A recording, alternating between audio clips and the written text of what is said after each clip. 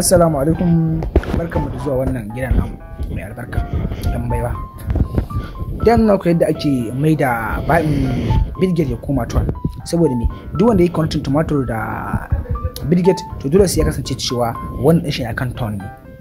Da dama yan wawo suka sani da ake maidawa, yanzu zan nuna musu yadda ake maidawa. Yanzu shine misali, yanzu je kan shirin kai misali ga shi na shigo nan kan waya na, wannan shine bitget ɗina, to sai ka danna shi kamar haka. Ganna shi kaɗan, ya shi kaɗan, kasan wasu ya danganta ya buɗe. Yanzu gashi nan nawa ya buɗe, nan shine nan kan wannan bitget ɗina. To misali sai ka zo ka shiga kamar haka, gashi nan ba shi ba nan gwara, kan nan gwara, wannan shine nan wallet nan gwara. To misali sai ka danna kan wallet haka, ga wannan gwara, kun ga nan gwara musun ba kwai nan gwara. To in kowa in dai kai connecting din wallet ɗinka da bitget, to haka nan ɗinka zai kasance. To dole sai ka danna nan gwara, sai ka ja shi a yi ƙasa, gashi nan ton, sai a danna shi kamar haka. To yanzu duk wanda ya kwanci wannan insha Allah duk wanda ya connecting zai samu alheri in dai ya mai da abin shi koma ton.